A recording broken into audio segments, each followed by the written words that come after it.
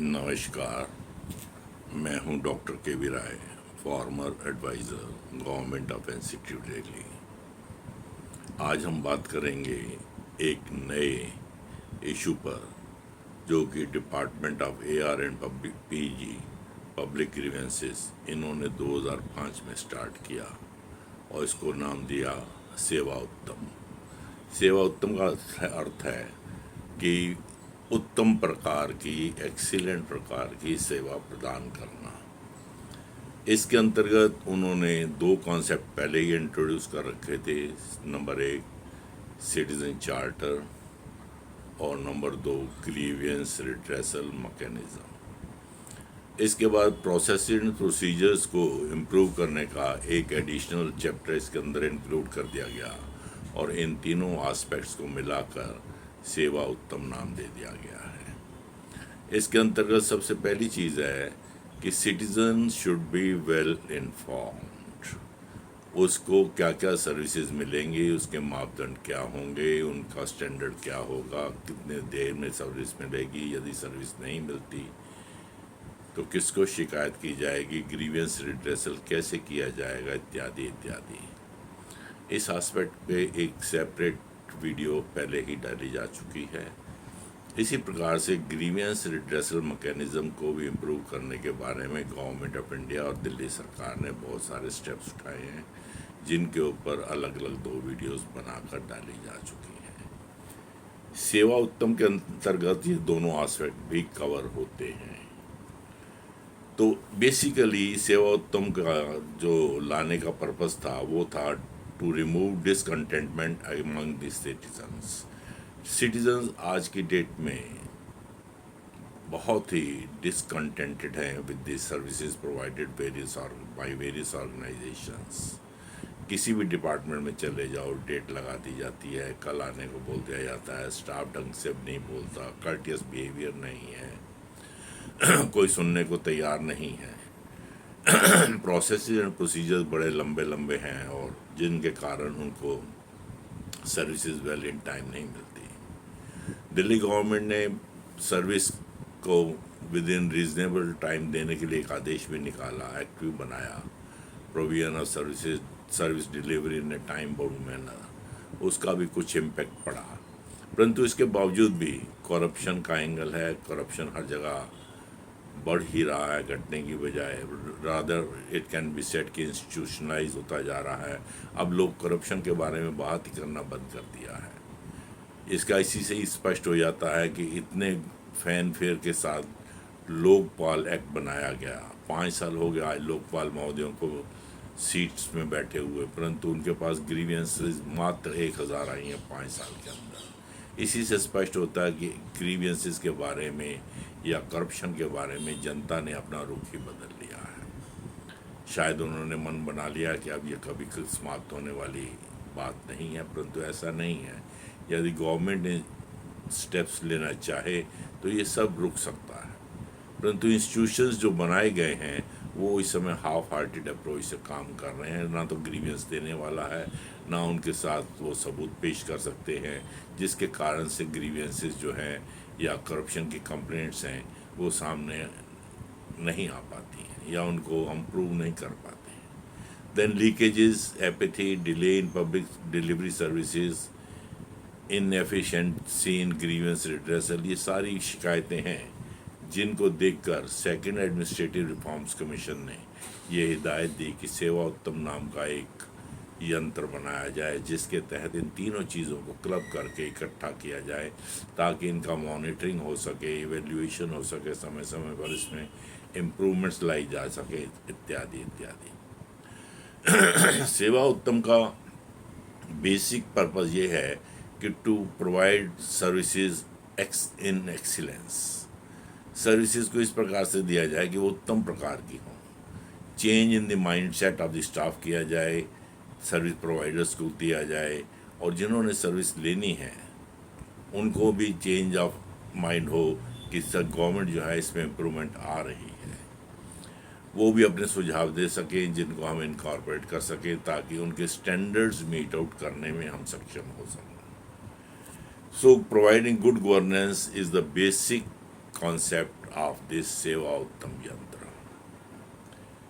इसके अंदर quality of management of work define करने की आवश्यकता है। हम किस लेवल की क्वालिटी देंगे, किस लेवल का वर्क परफॉर्म करेंगे, उसके नॉर्म्स क्या होंगे, उसके स्टैंडर्ड्स क्या होंगे, उसका फ्रेमवर्क क्या होगा, और ये सस्टेनेबल होना चाहिए। ये नहीं कि 2-4 हफ्ते तो बड़ा अच्छा चले और उसके बाद वो शूट डाउन हो जाए। नॉर्मली बड़े फैनफेयर के साथ बहुत सारे स्कीम्स लाई जाती हैं, परंतु उनका इम्प्लीमेंटेशन बहुत मुश्किल हो जाता। हमारे यहाँ दिल्ली गवर्नमेंट के अंदर एलजी साहब का कंप्लेंट ग्रीवियंसेस सुनने का मैकेनिज़्म कई दफ़ा रिवैम्प करने की कोशिश की गई। जितने भी गवर्नर्स, लेफ्टिनेंट गवर्नर्स आए, उन्होंने ये चाहा कि उनके यहाँ पे वीकली हियरिंग, मंथली हियरिंग का कॉन्सेप्ट इंट्रोड्यूस किया जाए, but ultimately most of them prove to be a failure, क्योंकि उनको फॉलोअप कोई करने वाला नहीं था। ग्रीवेंस रिड्रेसल मैकेनिज़्म जो था, उनकी मॉनिटरिंग करना इत्यादि एक बड़ी समस्या थी। ग्रीवेंस एक दफ़ा नीचे चली जाती है तो उसका रिड्रेसल जो है उन्हीं के हाथों में आता है जिनके अगेंस्ट वो ग्रीवेंस डाली गई है। तो इस प्रकार से इनका बेनिफिट सिटीजन्स को नहीं पहुंच पाता।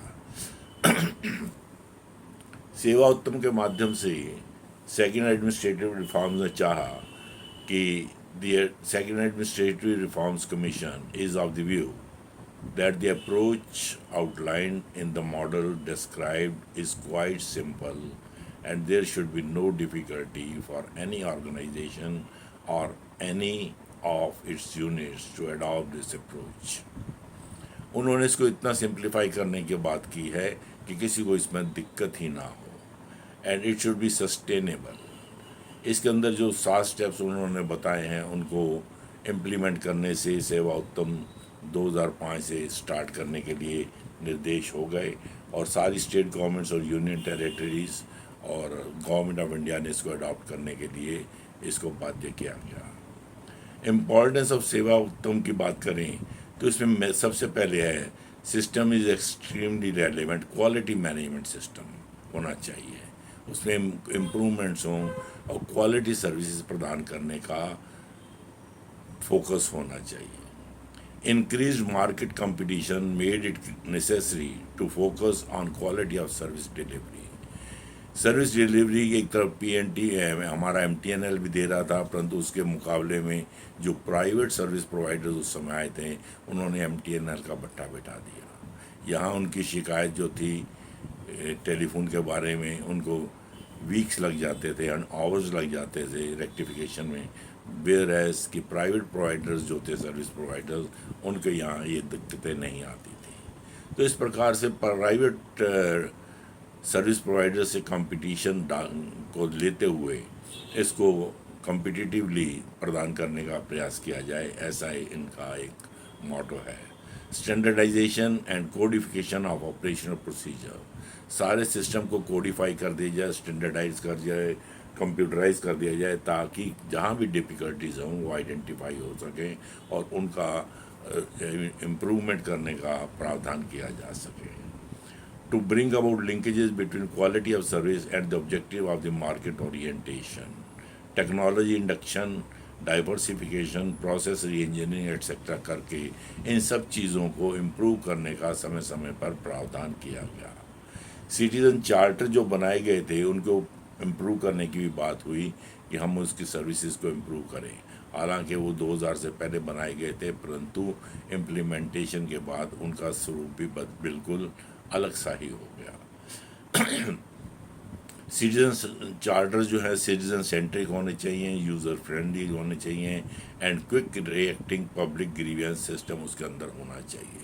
यदि किसी ने शिकायत की कि उसको सर्विस प्रोवाइड नहीं की गई with in the prescribed hours, तो उसका रिड्रेसल होना चाहिए, निदान होना चाहिए, और उस व्यक्तियों को अकाउंटेबल ठहराया जाना चाहिए जिन्होंने वो services according to this citizen charter नहीं प्रोवाइड की।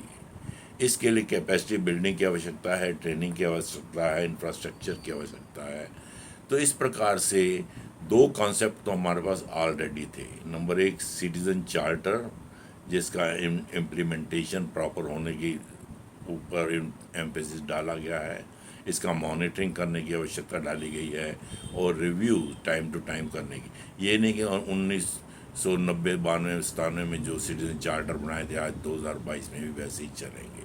उसके बाद कंप्यूटराइजेशन के दौर के अंदर बहुत इम्प्रूवमेंट होने की गुंजाइश है, प्रोसेस री इंजीनियरिंग की गुंजाइश है, वो सिंप्लीफिकेशन ऑफ फॉर्म्स की गुंजाइश है, प्रोसेस री इंजीनियरिंग की गुंजाइश है। तो इन सब को इंडक्ट करके कैसे सर्विसेज को रिव्यू किया जाए, उनको मॉनिटर किया जाए और इम्प्लीमेंटेशन प्रॉपरली किया जाए। इसी प्रकार से पब्लिक ग्रीवियंसेस हमारे पास आती हैं, उनको हम रिड्रेस करने का भी प्रयास करते हैं, पर ऐसे भी स्टेप्स लिए जाए कि वो दोबारा से रीअकर ना हो। प्रिवेंटिव मेजर्स लाने की आवश्यकता है कि सिमिलर ग्रीवियंसेस औरों की और ना आ जाएं। एक की तो एक शिकायत आई, परंतु उस सिस्टम को ऐसा इम्प्रूव कर दीजिए, उसके प्रोसेस को ऐसा इम्प्रूव कर दीजिए कि उसके बाद वो ग्रीवियंसेस उस किस्म की आनी बंद हो जाए। इसी के साथ डिलीवरी ऑफ कैपेबिलिटीज़ बढ़ाने की भी बात हुई कि इसके अंदर कस्टमर को किस प्रकार की सर्विसेज चाहिए, एम्प्लॉयज़ किस प्रकार वो दे सकता है और उसके लिए क्या क्या इंफ्रास्ट्रक्चर इत्यादि चाहिए। तो ये नया तीसरा कॉन्सेप्ट ऐड होगा ताकि सेवा उत्तम फॉर गुड गवर्नेंस इसको इंट्रोड्यूस सिस्टमेटिकली किया जाए। And now the 7 steps for Seva Uttam model are: number 1, define your services and identify your clients.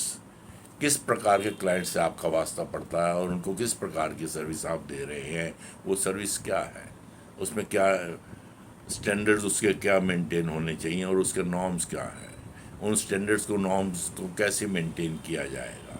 Develop capabilities, उसको देने के लिए इंफ्रास्ट्रक्चर की आवश्यकता है, स्टाफ को ट्रेनिंग देने की आवश्यकता है या और फॉर्म इम्प्रूवमेंट की आवश्यकता है।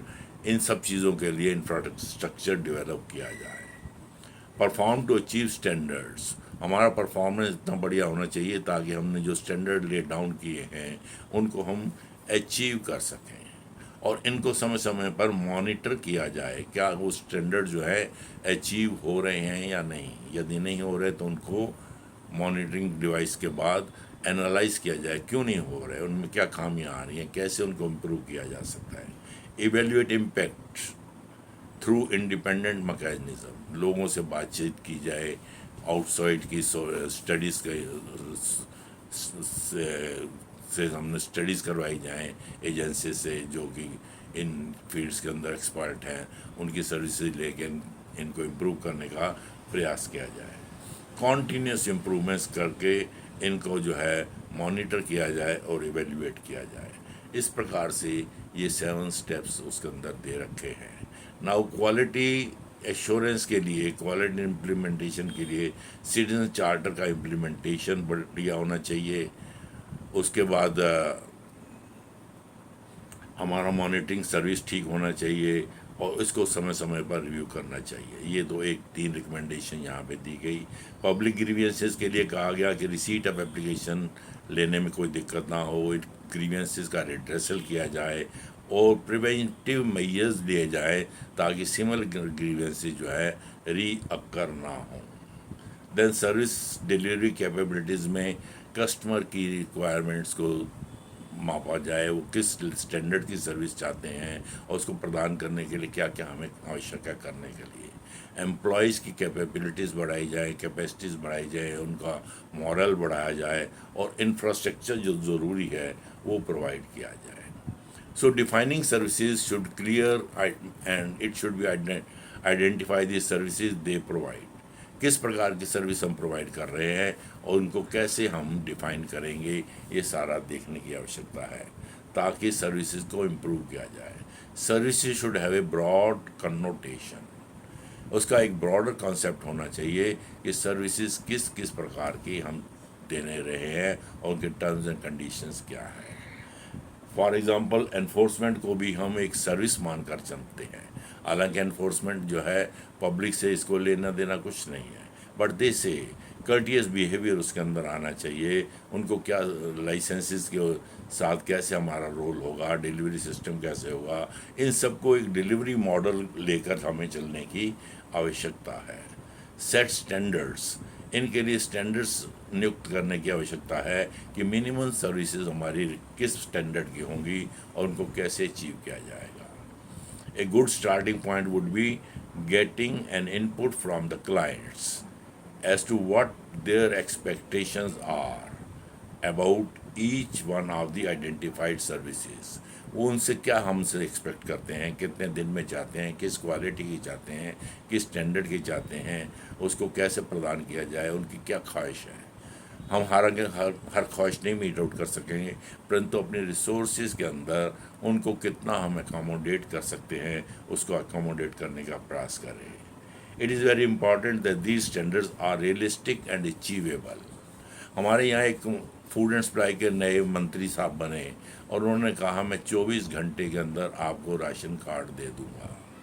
24 घंटे में तो राशन कार्ड की एप्लीकेशन लेकर इंस्पेक्टर महोदय को भी नहीं मिलती जिन्होंने उसके ऊपर वेरिफिकेशन करना है फील्ड में जाकर. उसके वेरिफिकेशन के बाद कार्ड तैयार होना है, उस पर FSO साहब ने अप्रूव करना है. So this was an unrealistic preposition. It could not be achieved with in 24 hours कि आज तुम 10 बजे दोगे और कल 10 बजे तुम्हें राशन कार्ड मिल जाएगा. इतना मैकेनिकल डिवाइसेस कई सब्जेक्ट्स के ऊपर नहीं बन सकती हैं. परंतु जहाँ वेरिफिकेशन नहीं होना और केवल डॉक्यूमेंट प्रिपेयर होना, जैसे रिन्यूअल ऑफ डॉक्यूमेंट है, ये हो सकता है 24 आवर्स में अचीवेबल है. हमें उसके ऊपर जो है फाइलिंग सिस्टम, अपना कंप्यूटराइजेशन सिस्टम को इम्प्रूव करके उसको हम रिन्यू कर सकते हैं. परंतु कुछ चीज़ें हैं जहाँ इंस्पेक्शन हो रहा है, साइट इंस्पेक्शन हो रहा है, वेरिफिकेशन हो रहा है, डॉक्यूमेंट्स का वेरिफिकेशन करवाना है, और या ऐसी और कोई दिक्कत है जो हम उसको अचीव नहीं कर पाएंगे, तो these are unachievable aspects. Complaints redressal के बारे में भी उन्होंने कहा कि इनका भी integral part of the exercise होना चाहिए. इसके ऊपर भी पूरी मॉनिटरिंग होनी चाहिए और प्रिवेंटिव मेजर्स लिए जाएं ताकि फ्यूचर के अंदर सिमिलर कंप्लेंट्स ना हो. तो इसके लिए हमें अपनी कैपेसिटीज़ भी डेवलप करनी पड़ेंगी. इंफ्रास्ट्रक्चर इम्प्रूव करना पड़ेगा, कंप्यूटराइजेशन लाना पड़ेगा, नए सॉफ्टवेयर डेवलप करने पड़ेंगे, बिजनेस प्रोसेस री इंजीनियरिंग करना पड़ेगा. इसके बाद अपने स्टाफ को ट्रेनिंग देने के बाद उनको मॉनिटरिंग करना पड़ेगा. इसके बाद हमें स्टाफ की इंक्रीज़ करने की भी आवश्यकता पड़ सकती है. अगर एक एग्ज़ाम्पल आज लें तो किसी ज़माने में पासपोर्ट बनवाना एक बहुत ही कठिन काम होता था, परंतु इसी सेवा उत्तम के अंतर्गत आज की डेट में ये इतना सिंप्लीफाइड प्रोसीजर बन गया है कि आदमी जो है कंप्यूटर के ऊपर पहले अपना फॉर्म भर के देता है, कंप्यूटराइजेशन के माध्यम से उसके बाद फीस जमा करा लेता है और डेट और टाइम मांगता है, जो 2-3 स्लैब में से उसको ढूंढ कर दे दी जाती है और उसको उसी समय पर जाना पड़ता है. ये नहीं कि उसका पूरा दिन वेस्ट हो जाता है. वो गिवन टाइम पर जाता है, उसका 1-2 घंटे के अंदर नंबर आ जाता है. उसके बाद जो है स्टेप बाय स्टेप उसका वेरिफिकेशन करना, उसके डॉक्यूमेंट्स को चेक करना, उसके फॉर्म को चेक करना, उसका एवेल्यूएशन करना, ऑफिसर के पास उसको पेश करना, ये सारा सिस्टम एक क्यू के अंदर होता है और 1-1.5 घंटे के बाद आदमी फारग हो जाता है.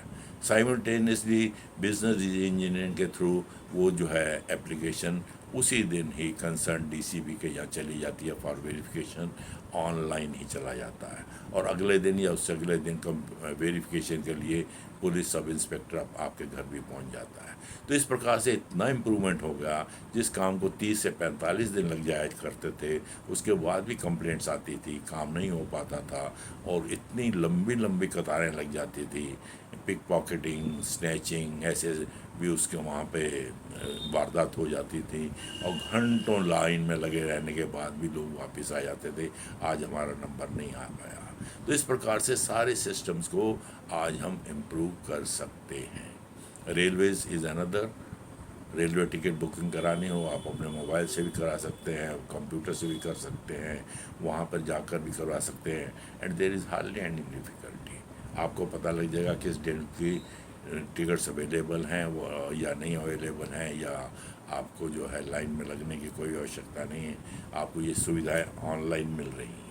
तो इस प्रकार से कैपेसिटी बिल्डिंग, अपनी परफॉर्मेंस ठीक करने की भी आवश्यकता है to ensure that each individual and unit is doing its job perfectly. Standard जो हमने ले डाउन किए हैं उनके अनुसार क्या वो काम कर रहे हैं कि नहीं. Having a sound performance management system would enable the organization to guide individuals' performance. उनकी इन्फॉर्मेंट परफॉर्मेंस को मॉनिटर कर सकते हैं और जो कमियां हैं उनसे पता लग जाएगा कि इनको क्या प्रॉब्लम्स आ रहा है, उसी हिसाब से उनको मॉडिफाई किया जा सकता है, रिक्वायरमेंट्स को मॉडिफाई किया जा सकता है।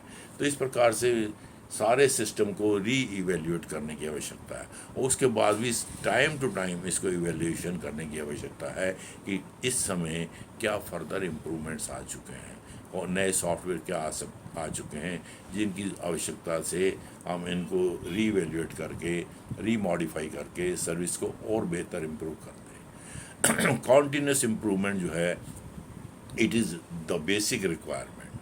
टोटल क्वालिटी मैनेजमेंट के कॉन्सेप्ट को इंट्रोड्यूस करने की आवश्यकता है। आईएसओ स्टैंडर्डाइजेशन लेने की आवश्यकता है। आईएसओ भी एक स्टैंडर्ड बनाकर इसको सर्टिफाई कर देता है, जिससे जो है वो आपके स्टैंडर्ड्स को एक मिल जाता है, क्या कहते हैं, गुडविल। उसके बाद जो है आप उनके अनुसार इस सारे काम को टोटल क्वालिटी मैनेजमेंट बनाकर सर्विसेज जो है बेहतर तरीके से प्रोवाइड कर सकते हैं। तो इसमें तीनों चीज़ें आ गई, सिटीज़न का charter, grievance redressal, total quality improvement, good governance देने का प्रावधान एंड साइमल्टेनियसली इसकी monitoring and evaluation. Analytical work simultaneously चलता रहेगा और जहाँ जहाँ भी खामियाँ आएंगी साथ के साथ उनको इम्प्रूव करते रहेंगे। आज की डेट में बहुत सारी इंस्टीट्यूशंस हैं जिन्होंने इसको अडॉप्ट किया हुआ है। गवर्नमेंट ऑफ इंडिया का Indian post, pensions, railways, passport, income tax, custom and excise, केंद्रीय विद्यालय, corporate affairs, food processing, employees provident fund office etcetera, इन्होंने इस सेवा उत्तम मॉडल को अडॉप्ट कर रखा है। आईएसओ लेने वालों में न्यू दिल्ली जीपो है, सीबीडीटी न्यू दिल्ली है, सेंट्रल एक्साइज डायरेक्टोरेट 1 दिल्ली है, सेंट्रल एक्साइज हैदराबाद है। इसके बाद और भी पुणे के भी किसी सेंटर ने जो है इसको आईएसओ मार्क ले रखा है। दैट मीन्स उनकी सर्विसेज जो है वेल डिफाइंड हैं, जिसको आईएसओ ने सर्टिफाई करके दिया है। इस प्रकार से citizen charter, grievances redressal and process re engineering करके इम्प्रूवमेंट्स करने के टोटल कॉन्सेप्ट को गुड गवर्नेंस देने के हिसाब से जो मॉडल तैयार किया गया है उसको सेवा उत्तम मॉडल कहा गया है और इसके ऊपर समय समय पर ट्रेनिंग्स भी दी जाती हैं और साथ के साथ इनमें इम्प्रूवमेंट लाने का भी प्रयास किया जाता है। इनके अलावा बहुत सारे और भी ऑर्गेनाइजेशंस हैं जिन्होंने अब इसको अचीव कर लिया है, परंतु उनके नाम हमारे पास इस समय रेडीली अवेलेबल नहीं है। इस प्रकार से आप भी अपने ऑर्गेनाइजेशन में गुड गवर्नेंस लाने का प्रयास करें, सेवा उत्तम मॉडल को अडॉप्ट करने का प्रयास करें। इसकी डिटेल्स यदि आप चाहते हैं तो department of administrative reforms and public grievances, government of India, Sardar Patel Bhavan, इनकी वेबसाइट पे आपको मिल जाएंगे। Thank you very much. अगले टॉपिक पर हम किसी और टॉपिक पे बात करेंगे अगले वीडियो में। Thank you very much.